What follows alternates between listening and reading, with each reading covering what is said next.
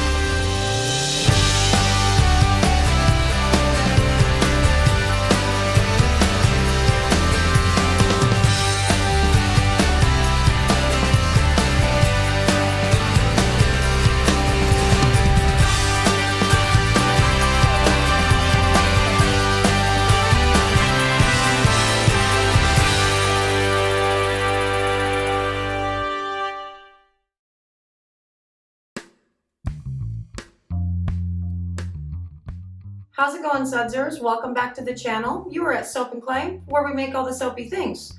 And sometimes we make all the soapy messes. And sometimes we wish that we would not show you the soapy messes. And yeah, today's one of those days.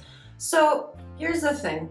The gardener soap that we made forever ago, it sold out immediately and they were gone very, very fast. And we are still like very much in the thick of gardening season, however. So I thought I need to make a new one.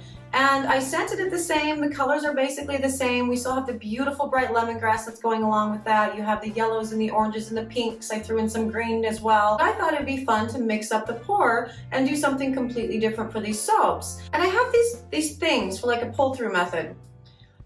And pull-through methods are stupid. That's the only thing that you need to take from this, realistically, is that there is nothing satisfying or soothing about making a pull-through soap. Now, a pull-through method is kind of what you would expect it to be, right? You have your soap and you pull something through it. And the idea is it creates like a kaleidoscope pattern or, you know, whatever throughout the soaps. And it was a very, very popular pour about a year ago. And people are still doing it and it's cool, it's awesome. But the first time I looked at that, I went, nope. And moved on with my life. But then I got curious and I actually bought a bunch of little discs instead of making my own, because that was the biggest thing at that point, was I am not going to like make a pattern and do no. And so I bought the discs and I had all these beautiful discs. Imagine the possibilities. And I decided to make a pull-through soap with a gardener's soap. And a gardener's soap, if you remember, has lots and lots of exfoliants in it. So it's by nature a very thick batter anyway, and that's not what you should be using for a pull-through pour, which I knew, and I didn't care. All of the bad decisions continue. And I guess, you know, you're about to find out what a pull-through method is in the video, even if I didn't do it right.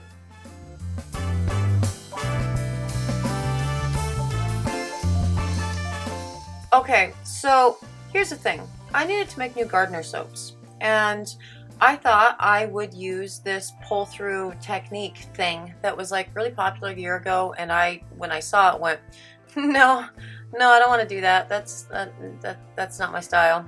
And the reason why it's not my style, you will find out, you know, in this video. But also, I needed to make the gardener soaps, and gardener soaps, by, you know, definition, are very, very scrubby because you have to get all the dirt and everything off your hands, right? So I thought, hey, I'm totally going to use the actual oils that I use for my colors, and I'm going to put the pumice powder as well as some crushed walnuts into the colors themselves. And then we have the lemongrass that we're using just like we did for the last gardener soap. And that will be great, right? It will super not thicken this up, but to make double sure that it would not thicken up, I used an oil recipe that usually does really well for me with swirls, and usually has a very long work time. And see how it's separating? You're not emulsification yet. Keep going. And yeah, so I thought this oil recipe would be good, and I was going to soap low so we could have plenty of time, and it was all going to be, you know, completely great. And you're going to find out how that was just not the case. But you are at emulsification, so you can go ahead and stop at any point. Nope, you're going to keep going? Okay, cool. And yeah, so you see how fluid the batter is here? It is beautiful.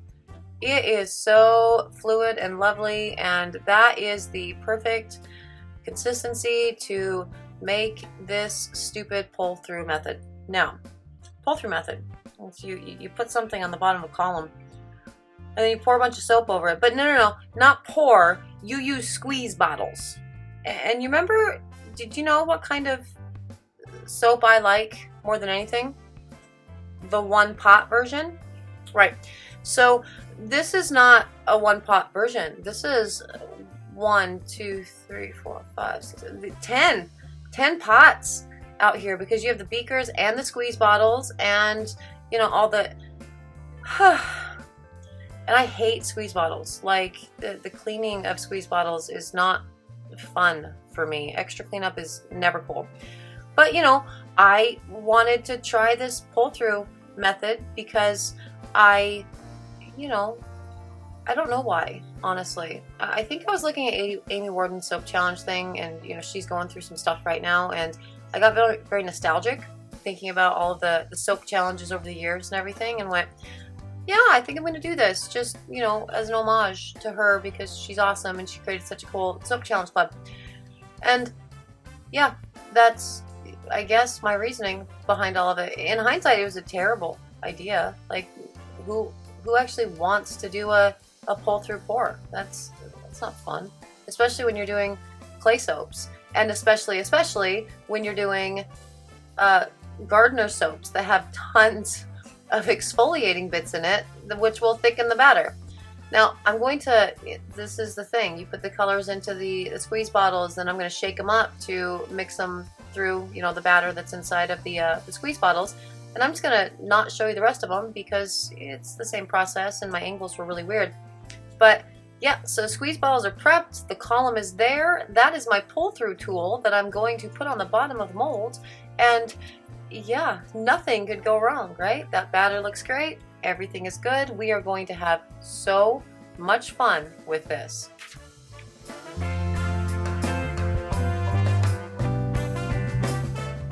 Fun in backwards land. This pour sucked. So far so good. The whole idea behind a pull through, right, is you are going to create sort of a faux column swirl, which is confusing in and of itself because I'm using a column for a faux column pour. Yeah, anyway, really what you do is you layer colors one on top of the other, much like I did with the what was it, the Norberta? Yeah, that one. And also kind of similar to the Grapes of Bath that we've done. So you just alternate colors, layer them on top of each other. The idea is you really want to get, you know, contrasting colors next to each other, so that's great. And you use the squeeze bottle to really help with your precision. But as you can see, my little stick that's coming from the pull-through tool, it's not standing up, it's leaned over on the side. And my squeeze bottles are, well, not precise at all. And also, my angles are so messed up on this. I am literally standing on the table above the camera right now trying to make this work, but I'm essentially flying blind because I can't see around the camera while I'm doing this. So in and of itself, this is already screwed from Jump Street. But we're gonna keep doing it. And so far so good. It looks reasonably, you know, good. And it's not bad. The batter's still staying pretty fluid and it's working out, and I'm sort of getting it in where it's supposed to go, kinda, and it's moving the batter underneath out to the sides and continuing to create, you know, circles-ish, kinda. But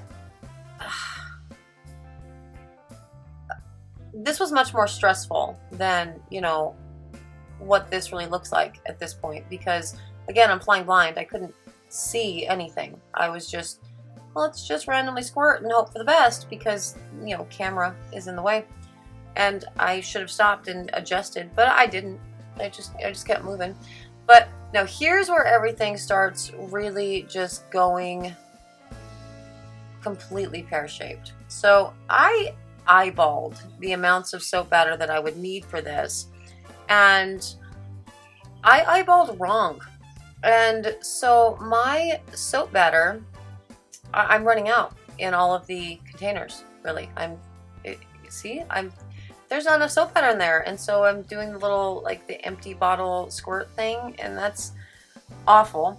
And so this is actually really weird too, because normally with soap, with brand new pours, I'm very precise with my measurements. I measure everything out, like I actually get the scale out and do the thing.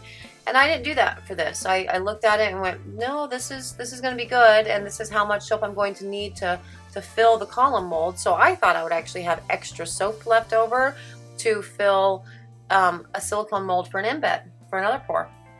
And that ended up not being the case throughout all of this, because look at that, I'm empty. There's nothing left. I don't even know why I'm still trying at this point. And, you know, eventually I got smart and I stopped trying and, you know, started refilling all the squeeze bottles. But the problem is my colors had already been mixed in. And so I'm not going to be getting, with every refill, I won't be getting soap that's as bright as the original colors and, you know, what I had intended. And, you know, look at me, I'm still messing with the stuff. That's great. Oh, look, I finally got smart and started putting more soap batter in. Cool, yay, that's awesome. And you see how it's lighter? That pink is much lighter than it used to be, and the orange also much lighter. And the same will be true of the yellow and the green, and so on and so forth, through the end of this miserable craptastic pour. And I could never figure out with this whole thing what to do with the stick, the pole for the pull through that's attached to the tool on the bottom. I had no idea. And so ultimately, when it's standing straight up like that, it's actually harder to do the pour, because where exactly do you pick your point to create the circles of color, really the alternating circles? It's not, this is actually harder. So, you know, if I were to ever do a pull through again, which I will never do again because this was wretched, I would just let the stick continue to stay on its side, and, you know, we'll see what it does when I move it at the very end. I don't know. But yeah, no, the color is just continuing to get lighter and lighter, and things are getting thicker and thicker really rather quickly, because, you know, there's pumice in there as well as, you know, the crushed walnut seeds, and so there's a lot of thick going on in this soap. It's a terrible idea to try to put an exfoliant into a pull-through design unless you're only making like a 4-inch batch and you just have 4 bars or something, like a little teeny tiny, like 1 pound batch. And that's not what I'm doing. But yeah, no, this was miserable. If I cut audio out, but I was not having a good time throughout all of this. And look, it's messy. There's just mess everywhere, and the soap is all basically white at the end. And at this point, I had given up the ghost. I was done. I don't want to do it anymore. I'm finished. And so after this little squirt of green, I said screw it, and I squeezed all of the remaining soap batter into the bucket that had the rest of the white in it, and then just sort of globbed it on the top, because I don't want to anymore. I cut so much out of this video. It's shocking that this video is so short. This entire pour was long and messy. There's so much soap batter going everywhere, and it sucked. But, you know, whatever. All the soap is in the mold now, so that's cool. Let's clean off that edge there and pull the pull-through tool through the soap. and be done with it because I'm not having fun right now.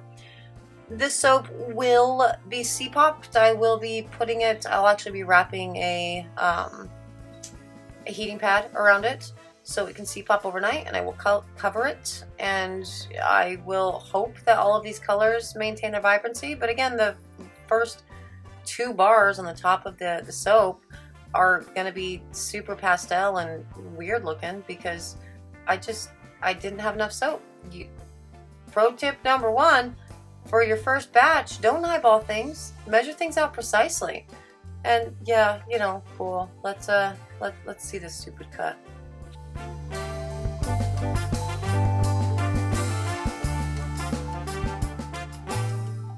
Yay, cut day. Now you see how messed up my sides are? I was so mad at this soap that I just didn't bother waiting for it to really properly release from the liner. Or I could have froze it, you know, put it in the freezer and did the thing, and I didn't do it. I just ripped the liner off because I'm just mad. I'm mad at the whole process. Pull-through soaps are stupid, and I will never do them again. It took so much time to clean up after that. That was awful. It was the worst thing ever. Oh, that's actually kind of cute. Oh, look at that. Like the little perfect, that's adorable. Look at that. Like the little, the tool itself, it had like a perfect lines, like a bubble machine. That's so cute. Oh my gosh. Ah, that's cute. Now, this is at the bottom of the bar, and there's not a lot going on with the, I mean, that's interesting, but that pattern, it doesn't really exist anymore. And you can tell that it's at the bottom of the bar because the colors are brighter, right? Because remember, I ran out of soap batter, and so things were just kind of going pastel the farther along we went in the thing. So I don't know, maybe the tool wasn't properly seated at the very bottom. I don't know how it would have been floating, but that's something interesting to look into should I ever, you know, make a pull-through soap again, which I will never make again, so it doesn't really matter. I don't really have to figure it out, I suppose, because I'm not doing this ever again. But that's cute. Look how cute that is. Even the pastels are kind of okay.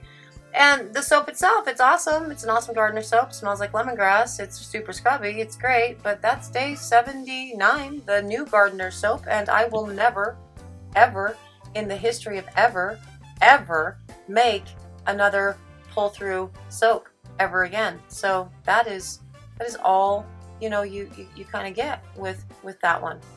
Yeah. Yeah, I am never, ever doing a pull-through again. Never. That's not happening. That pour was absolutely wretched, right? Like I was on a tall ladder in order to get to the top of the column and pour it in while filming, and my batter of course is thick because again it's a pumice and it's a walnut. There's exfoliant in there. It is a thick batter and it's not working with the squeeze bottles, and I had to dirty squeeze bottles. I hate dirtying extra dishes. I have no idea why I thought that this would be fun. This was stupid content, and I will never ever make a pull-through soap ever again. But if you liked these pull-through soaps, cool. They are currently available on the website at soapandclay.com. And, you know, subscribe for more soapy antics so you can watch me make all the other things that aren't tedious and miserable and completely unfun. And, you know, subscribe to the channel and do that because that's cool. It'll never be a pull-through again, ever. And, yeah, that's kind of it for me today. The soaps, in and of themselves, they ended up still being cute, right? They just weren't worth the time they got put into them, like at all. But they're adorable, so, you know, again, yay, it existed. And thanks for watching the process. I bet it was a lot more enjoyable for you to watch it than it was for me to pour it. Anyway, that's it for me today. Thank you so much again for joining us for another round of 365 days of soap, and I will see you tomorrow when we won't be doing a pull-through. Bye.